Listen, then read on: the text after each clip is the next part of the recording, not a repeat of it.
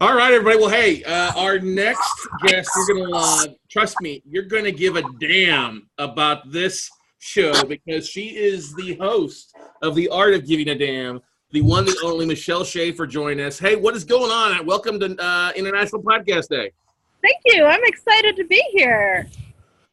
So for those that don't know Michelle, this is definitely one you want to pay some attention to for like the rest of us out here. But Michelle is the creator of Lingo Dynamics and the Hook Line Dynamic app. She's passionate about helping mission-driven entrepreneurs build successful businesses that make a positive difference in the world. She has written 42 blog posts in a single day. Wow, that's a big case of blog writing right there. Mentored more than 15,000 bloggers through the Ultimate Blog Challenge and Extreme Traffic Adventure. Published 1,000+ posts on her own blogs and made just about every blogging mistake possible and shares them so you don't have to. A typical day in Michelle's life includes a whole lot of coffee, obsessive blogging, and content creation, coaching fabulous entrepreneurs, working behind the scenes to support her awesome clients, their blogging and marketing, and sneaking a little bit of sci-fi in there somewhere. So without further ado, beam us up, Michelle. All right? Thank you for the intro, Scott. No problem. Well, like I said, I'm enjoying the show. I've been listening to episodes, really enjoying. I know a lot of people that are watching out there, whether you're watching on Facebook Live or you're listening on the replay of this, you're listening live or watching live, definitely want to take a look at the show, The Art of Giving a Damn. So, Michelle, talk a little about the show and how'd you come to the name, The Art of Giving a Damn? Sure. So, I started my business back in 2000, and over the years, one of the things that has frustrated me more than anything else was people telling me, you care too much. You need to just worry about the bottom line numbers. And there's this whole idea that you can't build a successful business if you care too much about the results your clients get or about the way you approach your marketing and advertising. And I got so tired of hearing that conversation and hearing people come to me as clients saying, but I don't think I can succeed if I do what I really want to do. I don't know how to build a business around it, because I really believe the things we're passionate about and we care about are what we should be building businesses around. So I started my show that's kind of as a way to prove by interviewing people who were successful at some really interesting business concepts that you can build a profitable business and still care about the difference you make. That's so huge. I think that's a lot of people talk about that. You throw too much emotions into it in finding success, right? Yeah, absolutely. And you hear from so many people that you have to sacrifice certain things if you want to succeed in business. And I don't believe that you do. I believe you can have a business that is profitable without sacrificing the environment or your own values or whatever it is that you care about. So blogging, talk about how, man, you're a serious blogger, typing or writing. I hope it's all typing or maybe even just saying it and it's recording it, because that's a lot of blogs, knock some stuff out there. It's awesome. Yeah, so I accidentally started a blog back in 2008. So I've been at it. Hang on a second. Accidentally started a blog? I never heard that. Come on now. So I found myself answering the same questions for clients over and over and over. And I was like, there's got to be an easier way than typing this out every time somebody asks me. So I was working with a VA at the time, and I'm like, what's the quickest way to put something on the internet so that I can send links to it? And they're like, well, there's this thing called WordPress. Maybe we can try that. I had no idea what blogging was really at that time. And so I just started sending, when I would type out an answer to somebody's question about marketing or whatever it was, I would send it to my VA and be like, put this on that site you set up. And he'd publish it. And then when somebody else asked the same question, I could just send them the link. So it was great. It was saving me time. And then I started getting emails from people and comments on this thing. And they're like, can I work with you? How do I hire you? I'm like, what did I do here? And it turned out because I was answering questions, people were searching for those questions in Google. They were finding my blog and then getting in touch with me. I was like, oh, wow, if this works accidentally, let me figure this out. And it's been one of the key things that's grown my business since then. But it was a accident. That's good stuff. Chef William Chaney says, The Art of Giving a Damn. It's some of the greatest interviews. I love her show. Thank you. I appreciate that. So what's been the biggest aha nugget? Have you seen a lot of that transition over from the blog to the podcast or vice versa? What have you learned from the two more so? So that's a really great question because, one of the reasons I started the podcast was I was seeing the blog environment get so competitive. There's so many blogs out there now, and I was still getting traffic, but I was having a more difficult time with clients who were new, who didn't have that head start that I had. And so I'm one of those, let me keep trying things, see what's working so that I can show clients what's working right now. And Steve Olsher actually is the one who said, start a podcast, it'll be worth it. I was like, okay, I trust you. Let's go do it. And I think the most interesting thing for me has been watching the difference in connection that I have with people, because I do audio and video. And the comments that I get from people are like, we see it when you interview your guests. We see the emotion and the excitement and the passion for what they do. And that's been really cool, just to see the different level of connection that you get with people. Yeah, we've been doing videos with our podcast from the beginning, and it's just it doubled our audience almost immediately. Oh yeah, I can't believe how many more people watch on my YouTube channel than do through my audio downloads. That was mind blowing for me to see. It's really cool. What are some of the mistakes you see new bloggers and entrepreneurs making through podcasts that you would give them advice to help overcome those mistakes? Sure. So I think the biggest mistakes that I see when it comes to any kind of content marketing, because podcasting, video on YouTube, blogging, it's all content marketing, right? I think the biggest mistake I see people make is, number one, thinking they don't have anything to share.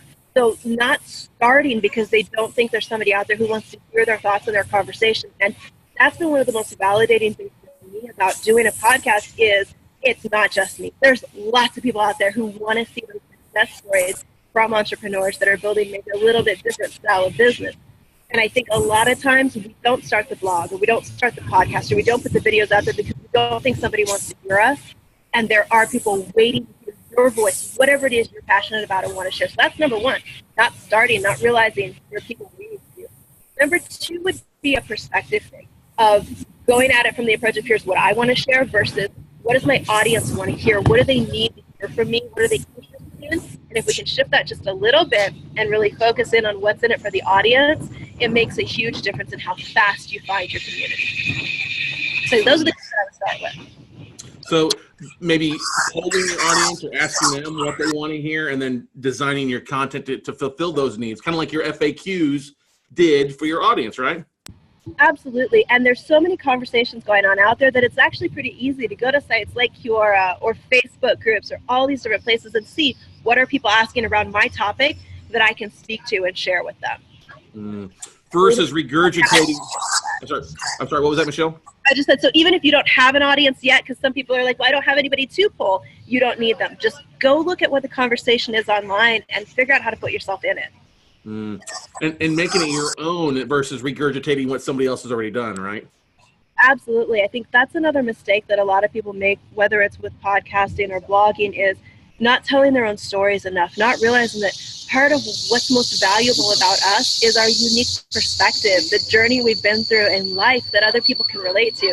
Sometimes when I share my story and I go into a lot of the things that have come up in my own journey, people are like, oh, wow, we had no idea. And I realized that if I just focus on the how-tos and the tactics and the strategies, I'm leaving out the part of it which is really the most inspirational and motivating for people, which is if I can do this, they can totally do it. You know, so really bringing in our own stories and perspectives is huge. What's been the biggest nugget that you've taken away from one of your guests or listeners about your show that's helped you expand your audience or help you expand your message?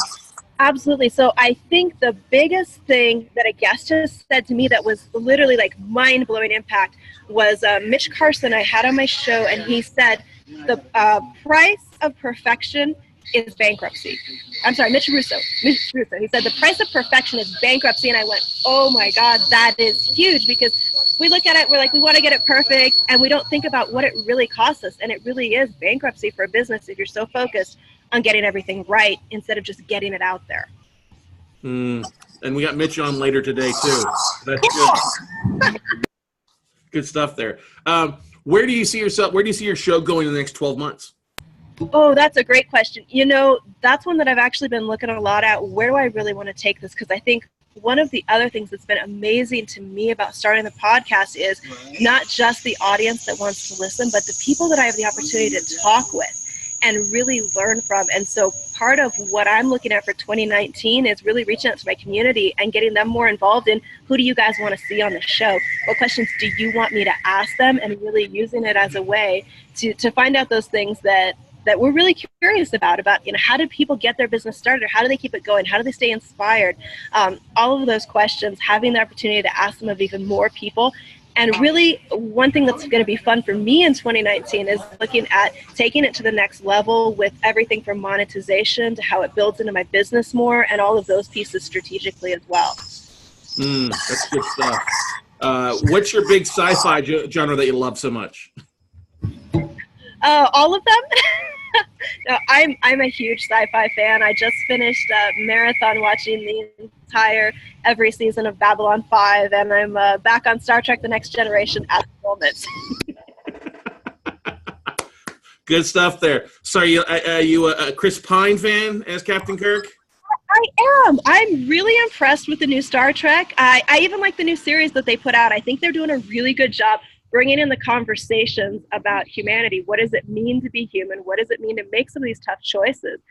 Which, relates so much to what we do in business and podcasting as well. I think it really is just about that conversation and that connection with people that we have. Are there any tools that you like to use in your blogging to help you identify or hash out those ideas or topics? That's a great question. So most of my inspiration for my blog comes from my interaction with clients, and comes from what do I see clients struggling with? What did I struggle with? A lot of it's just what's that conversation and how can I help people solve problems? That's what I'm always looking for, is what's the question? What's the problem? How can I answer it or solve it? And that's where my inspiration comes from. Is there a good length to any blog? Short, long? Is there a perfect blog length? So it really depends on what your goal is. People that ask me that all the time, I'm like, as many words as it takes you to say what you need to say and get to the solution that you're trying to share. If you're looking at SEO, then 2,000 words or more really does get you better results for SEO. But if you're just looking for, a lot of us don't use SEO as much as we use social promotions and social media and getting people sharing. And then it's really just how many words do you need to share what it is that you want to share. So I tell people, don't focus too much on the word count. Don't focus too much on all of the tactical stuff. Just get it out there and you'll figure it out as you go. Good point. Let's see here. Elaine says, thank you both, Scott and Michelle, for validating to podcast with a visual added impact of live streaming or YouTube. Yeah, it was interesting to me because when I started it, I didn't even really think about just doing audio, because I know my community loves video. They like to see that visual connection. So it was an easy choice for me. And I've been surprised because I get like 100 times the views on YouTube that I do downloads on my podcast. Well, it's just knowing where your audience is and where they're going to be viewing your content, but then also sharing it on other platforms. I know we get a lot of views on Facebook Live. We also get quite a few downloads. Our videos, while we've been using video more so for the last 5 years, it's actually not as many as actually surprises me. Yeah. But one thing we've been doing a little bit more so an uptick is taking the transcription and throwing it back into the description in the first 4,000. Absolutely. The cool thing, one of the things that I love about my podcast is it gives me a way to create content that then gives you something to share everywhere else. It's so much easier than, the traditional written content marketing that I learned and used to grow my business. Podcasting blows it out of the water. And part of it is you got the video, you can do the audio, you can transcribe it, you can put it out there everywhere.